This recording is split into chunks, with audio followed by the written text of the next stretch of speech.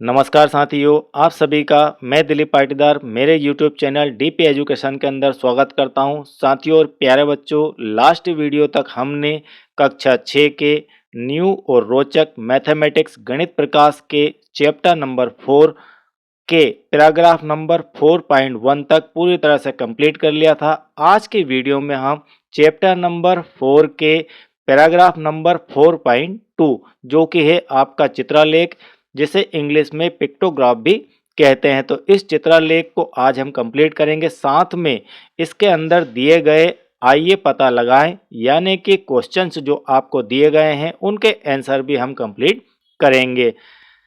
चित्रालेख बिना कोई संख्या लिखे आंकड़ों को दर्शाने की चित्रीय और सुझावित विधि है। नीचे दिए गए चित्र को देखिए। आपने पिछली कक्षाओं में इस तरह के चित्र देखे होंगे, यानी कि पिक्टोग्राफ के अंदर आप जो डाटा दिखाते हैं, आप जो आंकड़े दिखाते हैं, उसके अंदर किसी प्रकार की संख्या का उपयोग आप नहीं करते हैं। सिर्फ चित्रों के माध्यम से ही उस डाटा को दिखाया जाता है। जैसे कि यहाँ पर दिया गया है यात्रा के साधन। मान लीजिए यात्रा के साधन निजी कार, सार्वजनिक बस, विद्यालय बस, साइकिल और पैदल। विद्यार्थियों की संख्या, यहाँ पर आपको संख्या जरूर दी गई है, लेकिन किसी प्रकार की कोई संख्या आपको यहाँ पर लिखी हुई नहीं दिखाई देती है। सिर्फ आपको एक पैमाना दिख रहा है कि एक चित्र के बराबर में एक विद्यार्थी है, यानी कि एक चित्र को आप एक विद्यार्थी के बराबर मान सकते हैं। अब हम इसको संख्या में कन्वर्ट यदि करें तो कैसे करेंगे? यहाँ पर 1 2 3 4, तो यहाँ पर विद्यार्थियों की संख्या कितनी हो जाएगी? 4। निजी कार यानी कि यात्रा के जो साधन है कार, उसका उपयोग करने वाले विद्यार्थियों की संख्या हो गई आपकी 4। सार्वजनिक बस की इसी प्रकार से यदि संख्या निकालें तो यहाँ पर हो जाती है 5। तो इस प्रकार से आप इन सभी की संख्या निकाल सकते हैं। चलिए आगे बढ़ते हैं। यह चित्र आपको विद्यार्थियों द्वारा यात्रा के लिए प्रयोग किए गए विभिन्न साधनों को एक ही दृष्टि से समझने में सहायता करेगा। इस चित्र के आधार पर अग्रलिखित प्रश्नों के उत्तर दीजिए। आपको कुछ प्रश्न इसके अंदर दिए गए हैं, उनके आंसर भी देना है। तो चलिए इनको भी काउंट कर लेते हैं। तो विद्यालयीन बस जो है उसका उपयोग कितने विद्यार्थी साधन के रूप में करते हैं? 1 2 3 4 5 6 7 8 9 10 11। तो यहाँ पर मुझे 11 दिखाई दे रहे हैं। और एक बार काउंट कर लेते हैं। ये 3 और 3 6, 3 3 9 और 2 11। ओके, यहाँ पर है 3 संख्या और यहाँ पर है 3 और 3 6 और 1 7, ये हो गए 7। चलिए क्वेश्चनों के आंसर देखते हैं। यात्रा का कौन सा साधन सबसे अधिक विद्यार्थियों द्वारा प्रयोग किया जाता है?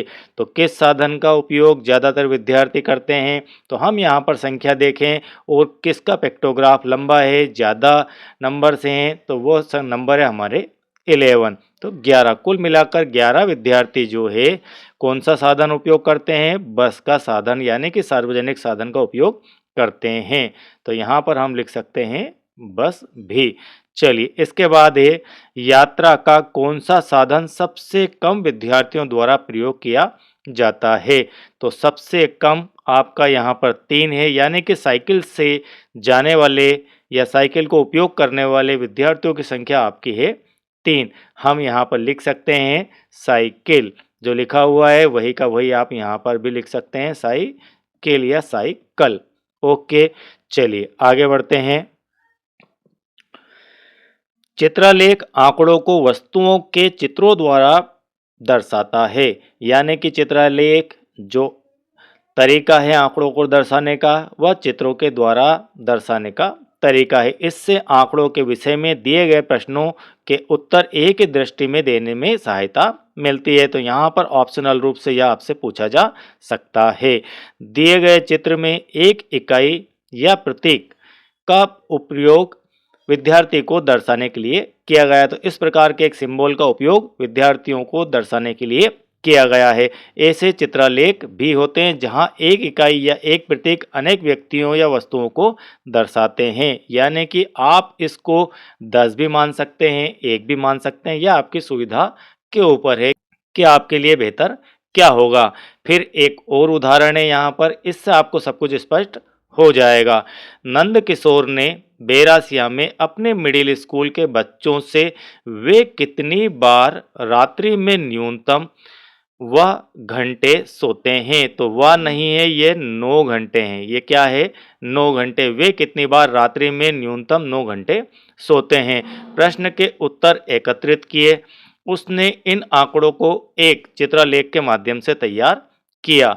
तो यहाँ पर प्रतिक्रिया क्या आई? जब उसने पूछा बच्चों से तो प्रतिक्रिया ये आई कि सदैव सोने वाले बच्चे यानी कि सदैव 9 घंटे से कम सोने वाले वे कितनी बार रात्रि में न्यूनतम 9 घंटे सोते हैं, तो सदैव ही न्यूनतम 9 घंटे सोते हैं उनकी संख्या यहाँ पर दी गई है 1, 2, 3, 4, 5। अब यहाँ पर आपको जो प्रतीक चिन्ह दिया गया है ये इस प्रकार से 1 दिया गया है, इसके बराबर में दिया गया है 10 बच्चे, यानी कि इसको आप 10 बच्चों के बराबर मानेंगे। यहाँ पर आपके 10 बच्चे, ये 10, ये 10, ये 10, ये 10 कितने हो गए? ये हो गए आपके 50। इसी प्रकार से कभी-कभी 9 घंटे सोने वाले बच्चों की संख्या यहाँ पर दी है, तो ये आपको ध्यान से देखेंगे यहाँ पर गलती होती है, ये अधूरा दिया है। ये क्या है? इस प्रकार से एक पूरा है, इसका ये आधा भाग यहाँ पर दिया गया है, यानी कि आप इसको जो काउंट करेंगे वो 5 में काउंट करेंगे।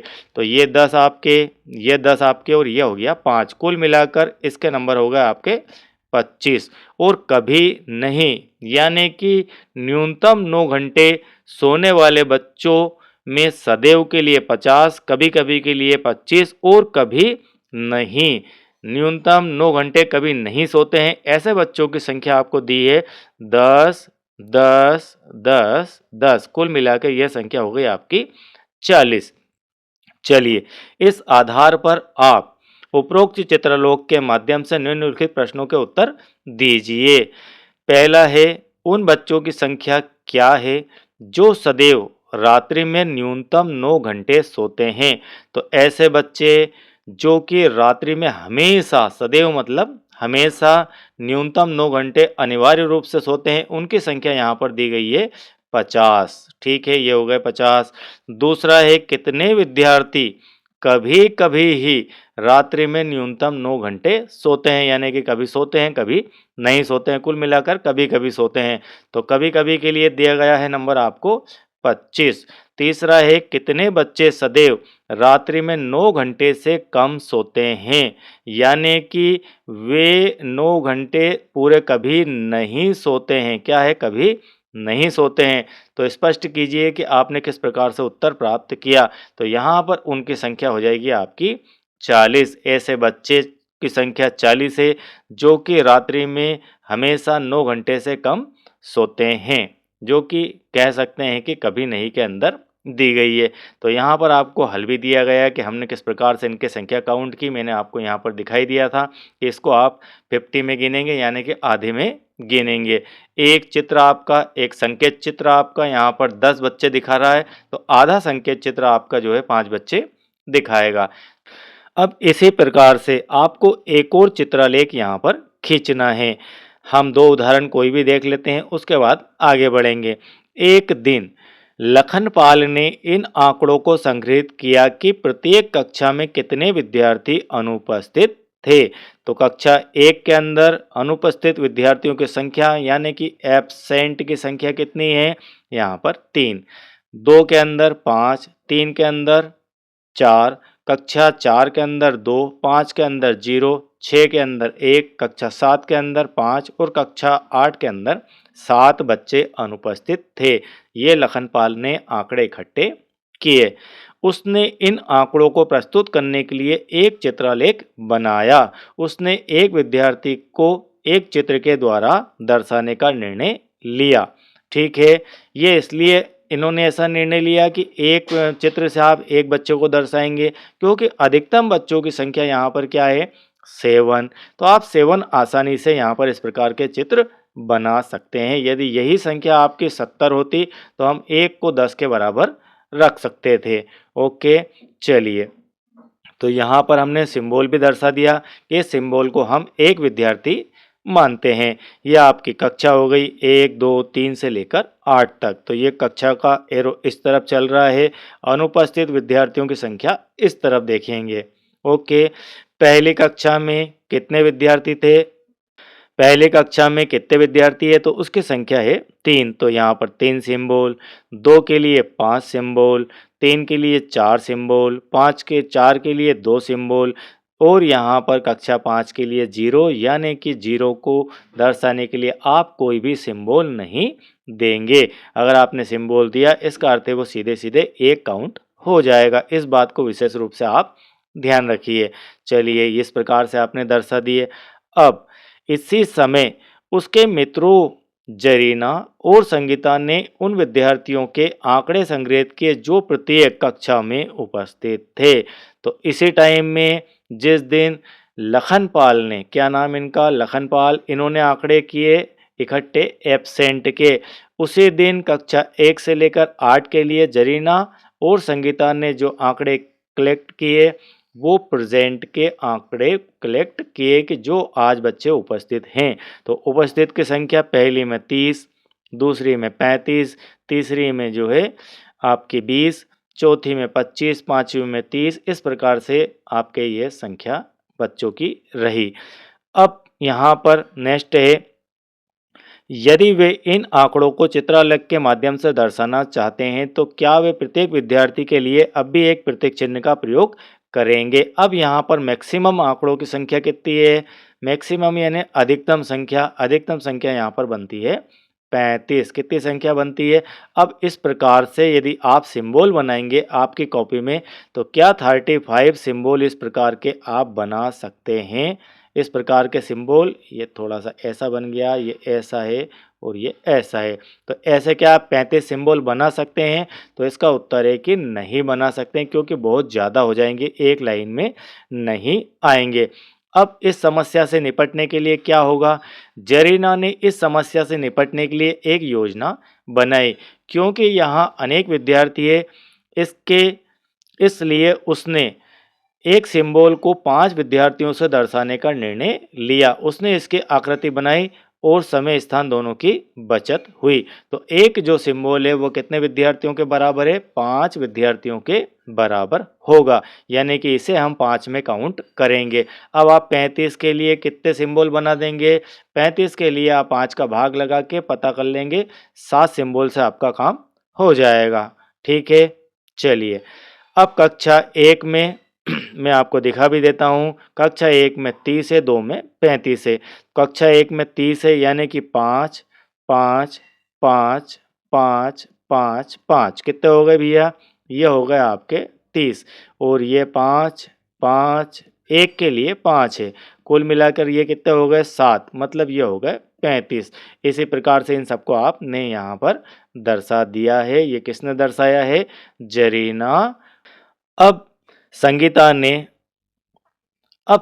ने एक सिंबल से 10 विद्यार्थियों को दर्शाने का निर्णय लिया। तो यह कार्य किया है आपका जरीना ने। ठीक है, तो जरीना ने क्या किया? एक सिंबल को 5 विद्यार्थियों से दर्शाया, लेकिन इसकी जो फ्रेंड थी संगीता, उसने सोचा कि मैं एक सिंबल से 10 विद्यार्थियों को दर्शाऊंगी। तो अब आप देखेंगे कि इसमें संख्या हमारी है 35। तो 35 कैसे लिखी जाएगी? 30 कैसे? 30 के लिए तो आप 1, 2, 3, तो यहाँ पर 1, 2 और ये 3, तो ये हो गया आपके 30। ठीक है, जब 1 10 के बराबर हो। लेकिन यदि आपको 35 दर्शाना है तो क्या करोगे? तो आपका जो एक सिंबल है, इस प्रकार से आपका जो सिंबल है, इस वाले सिंबल को आप इस प्रकार से काट देंगे, यानी कि आपको सिर्फ यही वाला भाग, ये वाला भाग छोड़ देना है।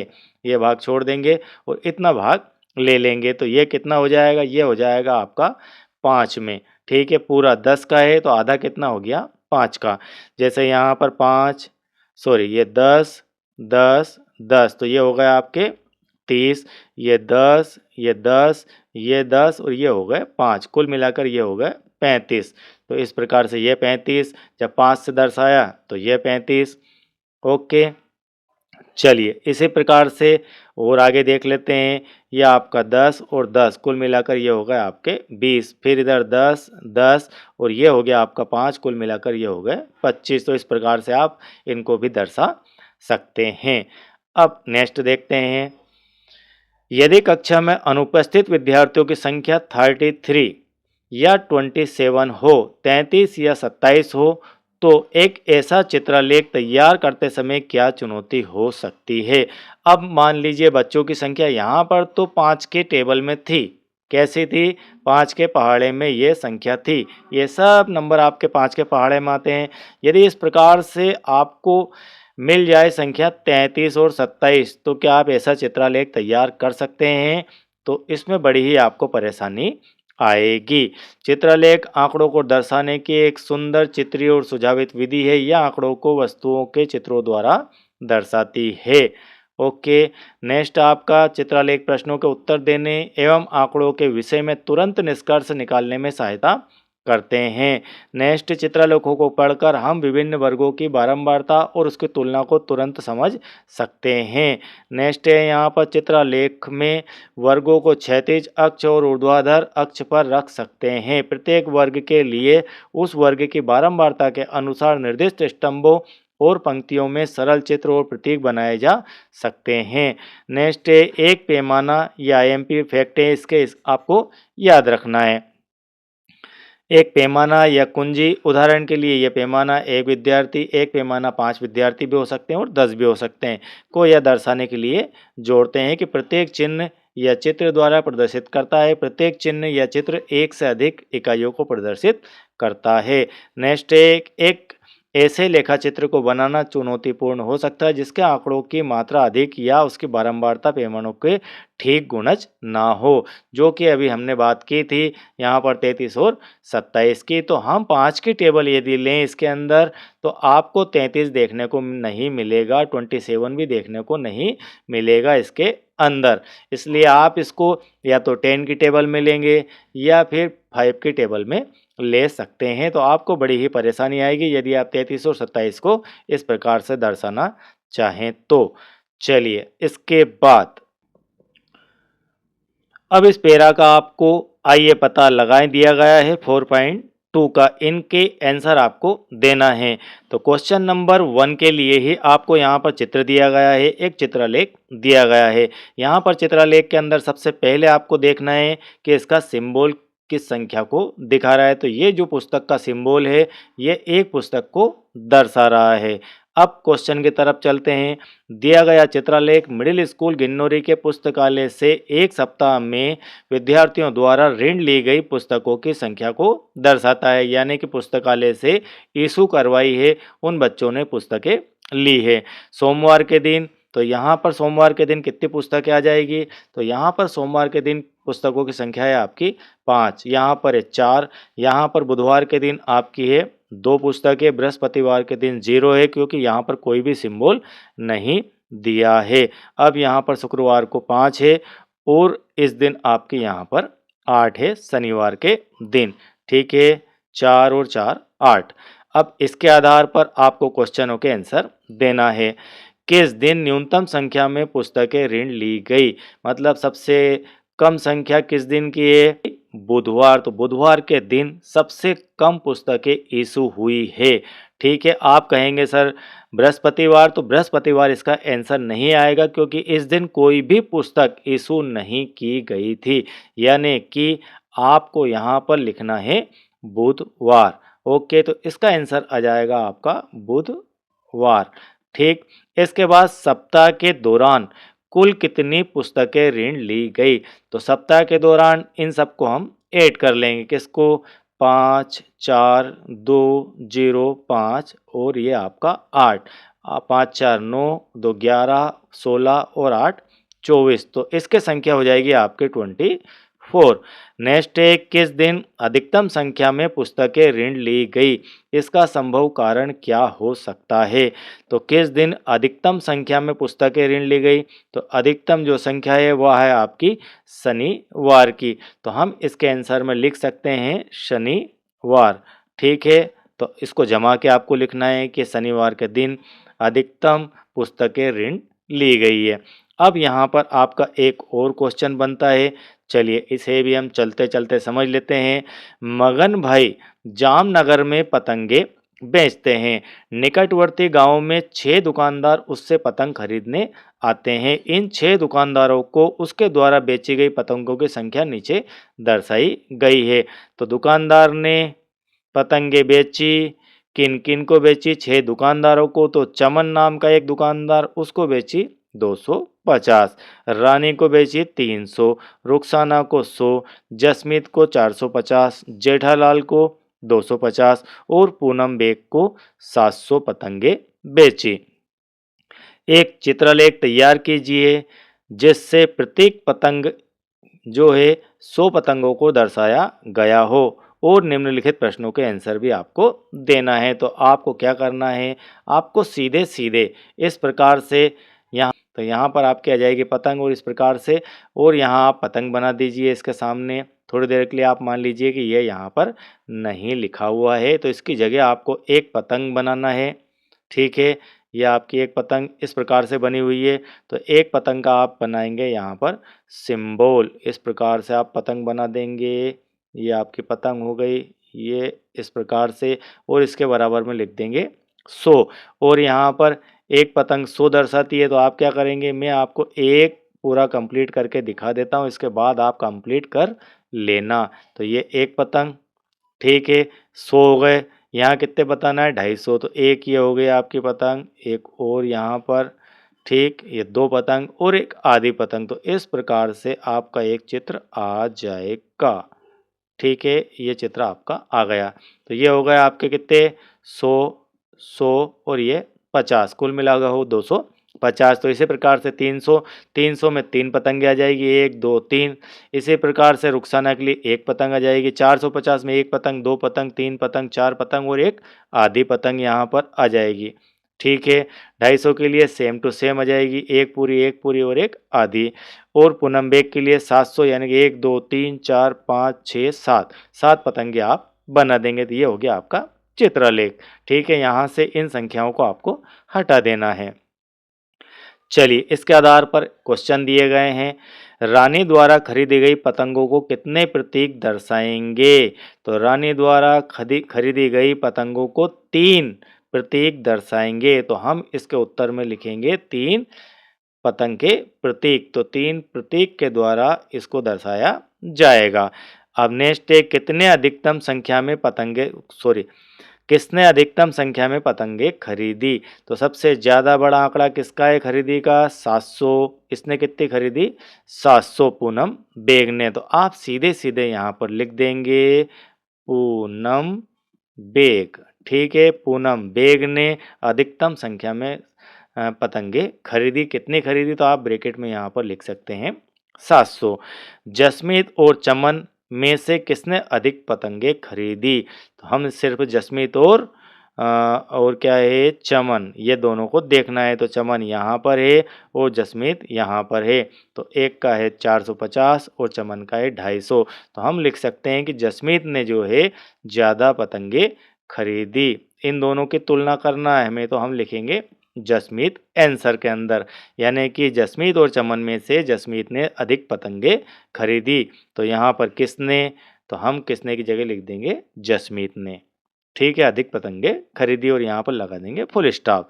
नेक्स्ट है, रुखसाना कहती है कि पूनम बेग ने, ध्यान से देखिए, पूनम बेग ने रानी द्वारा खरीदी गई पतंगों की संख्या के दुगने से अधिक। यह कौन कह रहा है, ये कह रही है रुखसाना। किसके बारे में, कि पूनम बेग ने रानी द्वारा खरीदी गई पतंगों की संख्या के दुगने से अधिक। तो रानी द्वारा खरीदी गई पतंगों की संख्या कितनी है, तो रानी द्वारा खरीदी गई पतंगों की संख्या है 300। तो 300 पतंगे खरीदी गई रानी के द्वारा। इस संख्या के दुगने यानी 2 का गुणा, ये हो गया 600। और 600 से अधिक यानी कि 600 से प्लस में संख्या, 600 से बड़ी संख्या में पतंगे खरीदी किसने, पूनम बेग ने। और के कौन रहा है, यह बात रुखसाना। क्या वह सही है, तो हाँ, जो रुखसाना कह रही है वह सही है। क्यों सही है, क्योंकि रानी द्वारा जो पतंगे खरीदी गई वह 300 और इसका यदि दुगना कर दें तो 600। तो 600 से अधिक पतंगे किसने खरीदी? पूनम बेग ने कितनी खरीदी? 700। तो 700 खरीदी पूनम बेग के द्वारा, जो कि रुखसाना कह रही है वह सही कह रही है। रानी द्वारा खरीदी गई पतंगों की दुगनी संख्या से भी अधिक पतंगे जो है पूनम बेग द्वारा खरीदी गई है। ठीक है, तो इस प्रकार से यह आज आपका 4.2 चित्रलेख कंप्लीट होता है और इसी प्रकार से पैरा टू पैरा मेरे द्वारा इस मैथमेटिक्स को कंप्लीट करवाया गया है। और यदि आपने अब तक पिछले वीडियोस नहीं देखे हैं और मैथमेटिक्स बेहतर तरीके से सीखना चाहते हैं तो इस चैनल डीपी एजुकेशन को अपने साथ बनाए रखिए। आपने यदि अब तक मुझे सब्सक्राइब नहीं किया है तो चैनल को सब्सक्राइब कीजिए। वीडियो बेहतर लगता है तो एक लाइक ज़रूर कीजिए। और इससे रिलेटेड सामाजिक विज्ञान, विज्ञान और गणित की 8 ग्रेड के वीडियोस भी आपको इस वीडियो के नीचे डिस्क्रिप्शन में प्लेलिस्ट की लिंक दी गई है, वहाँ से देखने को मिल जाएंगे। Thank you very much.